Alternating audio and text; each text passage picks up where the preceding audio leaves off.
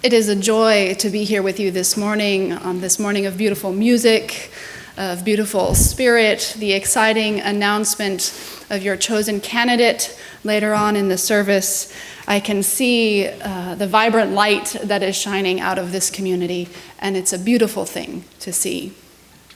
And it's also a beautiful thing to be here with you to kick off your annual Stewardship Campaign. And I know it's kind of strange for some people to think that I'm excited to be here to talk with you about money, specifically in the context of your pledge of support for this congregation, but I do get excited to talk about money in this context because it's really just an excuse to talk about our values, to talk about our love and our hopes. And I love our Unitarian Universalist values, and I love the way we make them real in the world together. And it takes support from you to make this happen. And so I'd like to start with a reading by the Reverend John Wolfe, who is the Minister Emeritus of All Souls Unitarian Church in Tulsa. There is only one reason for joining a Unitarian Universalist church. That is to support it. You want to support it because it stands against superstition and fear, because it points to what is noblest and best in human life, because it is open to men and women of whatever race, creed, color, sexual orientation, or place of origin. You want to support a Unitarian Universalist church because it has a free pulpit, because you can hear ideas expressed there which would cost any other minister his or her job. You want to support it because it is a place where children can come without being saddled with guilt or terrified of some celestial peeping Tom, where they can learn that religion is for joy, for comfort, for gratitude, and for love. You want to support it because it is a place where walls between people are torn down rather than built up, because it is a place for the religious displaced persons of our time, the free thinkers and those who insist against orthodoxy that they must work out their own beliefs. You want to support a Unitarian Universalist church because it is more concerned with human beings than with dogmas, because it searches for the holy rather than dwelling in the depraved, because it calls no one a sinner, yet knows how deep is the struggle in each person's breast, and how great is the hunger for what is good. Because it calls you to worship what is truly worthy of your sacrifice. Like Reverend John Wolfe, I take it for granted that if you are a member or a friend of this congregation, you want to support it. There are many different ways that a person can support a congregation, but today, let's be specific. What I'm talking about, of course, is money. And it's funny when you think about a piece of money like this quarter. It's a funny thing because it's both concrete, it exists here in my hand, and yet it is also symbolic. It's part of the daily life of just about everyone you come in contact with. It changes hands like any other object might, a piece of paper or a hat, or, for example, this orange that I picked off of the tree when I came in this morning. And yet this coin and this orange are also very different. This coin exists because it has a value that is symbolic. But symbolic of what? Does it represent a piece of gold stored in a treasury somewhere? Not anymore. Is it symbolic of a unit of work transformed into a portable and transferable medium? Because at minimum wage, this quarter is about 2 minutes of time at minimum wage. Or is it even more abstract than that? Is money only worth as much as it will buy on any one given day, moving and flowing with the tides of the market? This orange tomorrow morning will be roughly the same, but when the stock exchange opens tomorrow, this quarter might have changed somehow.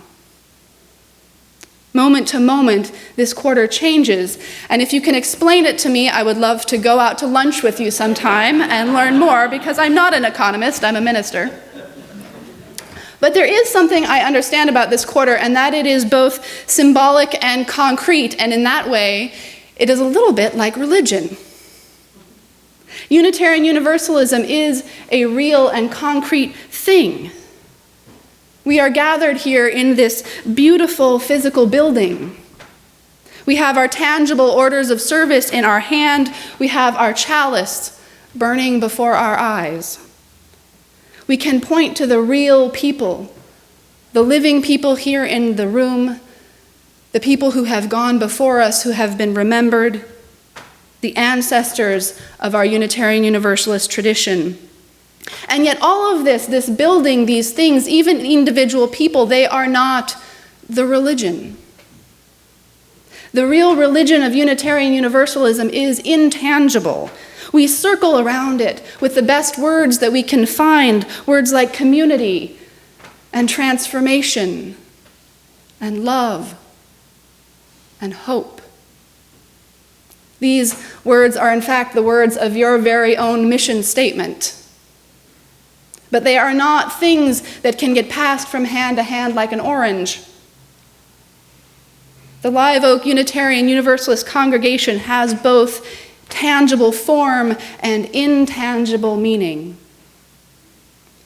And of course, it's much easier to quantify the tangible. It is easy to see how much is spent on paper clips and light bulbs every year, a new coat of paint every now and then for the buildings. It's easy to tell you how much it will cost to heat the sanctuary in the winter, or what it might cost to renovate the RE classrooms. But once you've paid for all of that, once you've made your mortgage, then what? Something has to fill up a beautiful container, or it doesn't mean much. When your leadership comes to you each year and asks you to keep Live Oak alive and thriving, they don't just ask for enough to keep the lights on. They're not just interested in replacing a burnt-out bulb every now and then. They ask you for more. We, as members of the wider Unitarian Universalist movement, we all ask for more than just that. We have the audacity to imagine that the real value here is something that cannot be bought or sold, something that is beyond the ability of money to quantify. We hold up our dreams and we turn to one another, and then we ask, are you in? How much will you give? What is the going rate for love and hope and compassion and justice these days? And it's hard to figure out just what to say when we're asked to put a price on that something more, that intangible that we're talking about. You can't just tack on a service fee over and above the operating costs, right? It's not like the $2 that they charge you at the ATM when you withdraw your money. Filling out your pledge form, it's not like picking the options on your cell phone plan. We're paying a little bit more, we'll get you extra minutes and free weekends. You know, if you up your pledge by 15%, in return the ministers will guarantee a 15% better sermon the next week. Doesn't quite work like that, dealing with these intangibles. Asking you to support more than just what is concrete, asking you to fund a hope, to invest in a vision, to freely give of that money that I know many of you can use to fix up your car or buy a new shirt or even to travel around the world. This is asking you to sacrifice something. And I take that request very seriously. Some of us have more flexibility than others when it comes to our finances. But what I'm talking about here is not a fixed dollar amount. What I'm saying is that if what you are giving does not feel meaningful, if it does not feel like a sacrifice of some kind, like a choice, that has an impact on your life, then I am asking you to reconsider. And I use that word sacrifice, and I know that in our consumer culture, sacrifice has kind of gotten a bad rap. Because after all, advertising is all about how much you can get for your money. No one sells you anything by telling you you'll have to sacrifice for it. What am I doing here, standing here, extolling that virtue? We're all about having our cake and eating it too. We want a good return on our investment, a good deal on that new car, a better price at the gas pump. Sacrifice is for chumps. Deals have winners and losers, and we all know which side we want to be on. So when you decide to support this community, you get the chance to practice a different relationship with money than the one I just described. Sure, the board can tell you how much you get for your dollar, how many hours of preaching in a year, how many potential new friends, even how many cups of coffee. But none of that really gets to the heart of why we gather each week. Although you do have to build a budget around numbers, it is the intangible experience that keeps us coming home again and again. It is those undefinable qualities, unquantifiable qualities of compassion and hope and transformation that you find here.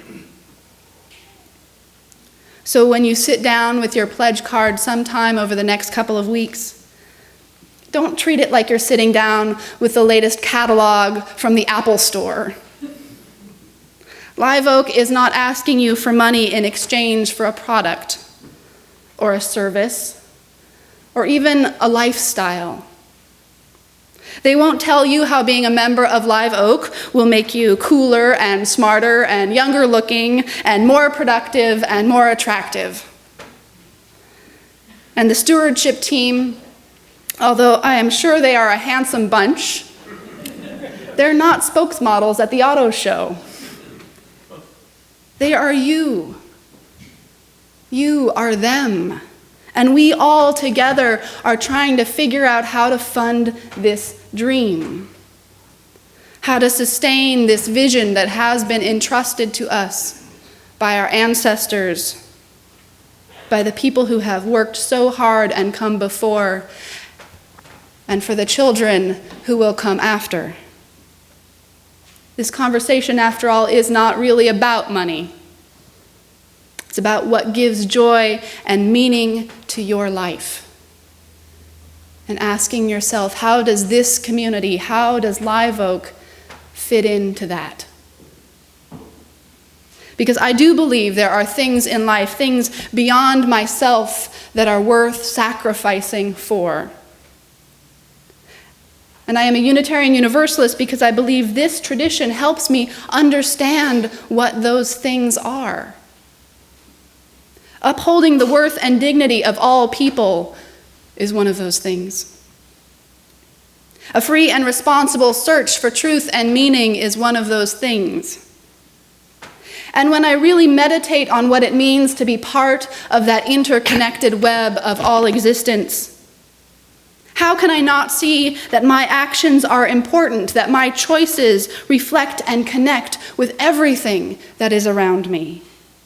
And when I take this to heart, that word sacrifice, it changes into a gift freely given, an expression of what I value most in life. And I've learned and grown a lot and found profound meaning in that relationship between sacrifice and gift, and what it means to learn to give deeply and freely and meaningfully. Not just a little bit at the edges, not just freeing yourself of what you don't already need. You know, the clothes that I drop off at Goodwill, they're on their way out the door already. The dollar that I put in the hat at the farmer's market, I don't miss that much at the end of the day. And even the donations that I make to other worthy causes, what I can easily come by at the end of the year, what doesn't ask too much of me. Even the best nonprofits often ask for money in these terms, right? It's less than $1 a day. I heard the sales pitch. And you get a tote bag, it's a bargain. But I didn't join a congregation because I was looking for a bargain. I don't want a deal here. And if the only gifts that Live Oak gives you are those that fit comfortably in the margins of your life, then I would be worried. Because it would mean that this place, this project, this grand experiment that we do together week in and week out, that would mean that that was only marginal to your life. The principles and the values of our Unitarian Universalist faith, the mission statement that you have adopted here, and let me read part of it for you. Our generations join together to nurture spiritual growth and personal transformation, that we may be inspired to transform the world with love, hope, compassion, and justice. That mission statement is important. It's not a fringe benefit that comes with a tote bag. It reflects the aspirations that demand your best self, your sustained attention, and your deepest faith. My mom mentioned that I grew up in New Orleans in the Unitarian Universalist Church there, and I have to admit that the only one time in my entire life I have ever defaced property that was not mine was at the church where I grew up. It was the building that I had grown up in that congregation. It was sort of an architectural folly with big glass windows and really thin walls, and the roof was leaky, and there was not nearly enough space for everything the congregation wanted to do. And so when I was in high school, they decided to move buildings. They moved to a big, beautiful brick building down the street. And I was very excited about it because it presented all of these opportunities, and because they told the youth group we could meet in the bell tower. But I still loved that old, leaky building that had sheltered me in body and spirit for so many years. And so after almost everything had been moved out, sort of on the last time we were in the building, I crept down a back stairwell, and right on the bottom of one of the stairs, I carved my name, right, with a pencil. Because my sense of belonging was so strong that I couldn't imagine leaving it without making my mark somehow. A reminder to whoever came after that someone's life had been changed there. It was a place worth sacrificing for.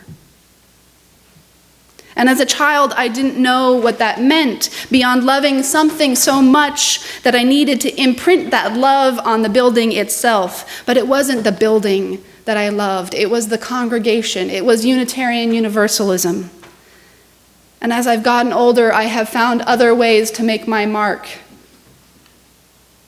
I have found a faith that inspires me to live every day more boldly, with compassion and joy. And I believe that even in a building as new as this one, if you went over into a corner and looked underneath the paint, you would find names written on these walls too. The people who dreamed a dream and made this congregation possible. The Unitarian and Universalist ancestors who spoke their truth bravely and with love. The names of the children whose lives have been changed here. Maybe your name. And so I ask you to consider making your mark in the coming weeks in support of this wonderful congregation. May it be so. Blessed be, and amen.